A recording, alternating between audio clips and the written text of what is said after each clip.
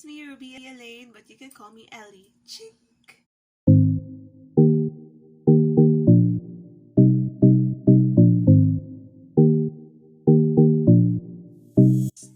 Session today is all about our newest time-wise 3D liquid foundation.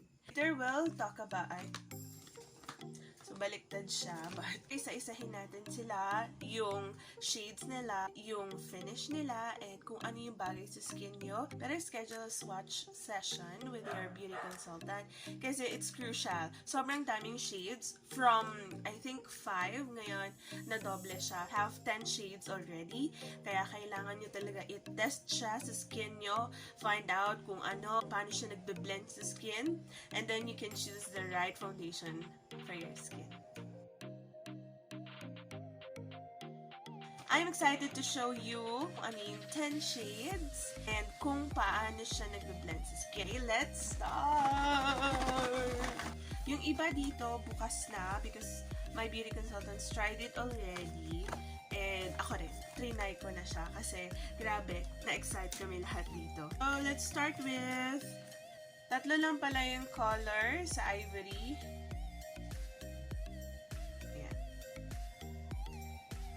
And pag nakita niyo po yung line na yan, the purple line, it means that it is for combi to oily skin, matte finish. And then, itong pink line, yan, yung pink line is for normal to dry skin, meaning luminous finish. On matte finish for combi to oily skin, we have Ivory W150 and then Ivory W130. The Ivory 130, actually maganda yung packaging niya. Diba?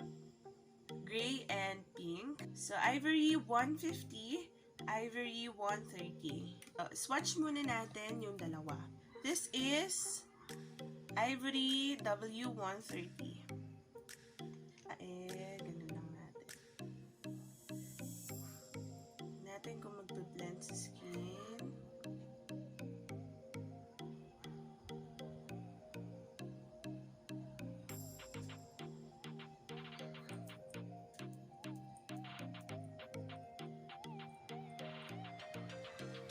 Ayan. So, this is Ivory 130.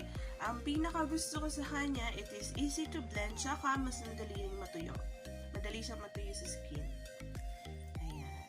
So, parang wala na, diba? So, this is Ivory 130. Okay. On my other hand, we're gonna try naman. This is Ivory 150. Compare lang natin yung itsura niya sa 130.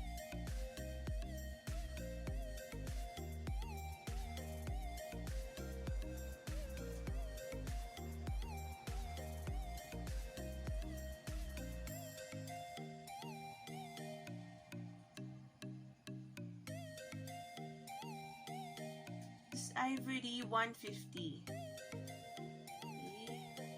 Yan ang pinagkaiba nila. 150, 130. Yan. So, parang mas swak sa akin yung 130. Yan. Yellowish yung 150. The only difference between the luminous finish and the matte finish is luminous kasi pag normal to dry skin ka, dry looking, diba? So, parang tuyot. So, yung tuyot na yon, nilalagyan ng shine ng luminous finish. Now, yung matte po, since oily ka, or combination skin ka, may mga shine-shine na sa face mo. Tulad nung sa akin, I'm a combination to oily skin. It balances the shine on your face para hindi naman diba mukhang oily.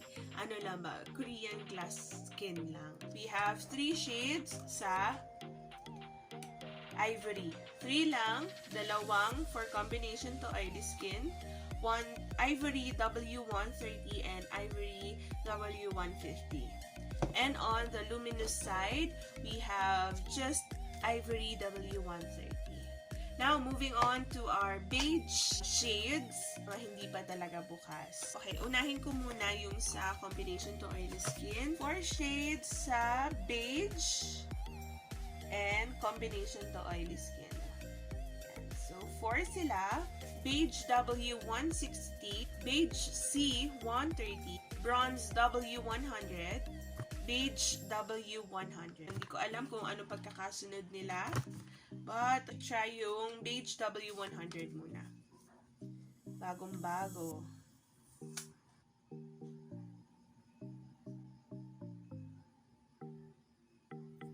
Yan, that's it. Beige W100. We have Beige W160. Mas marami palang shades sa beige.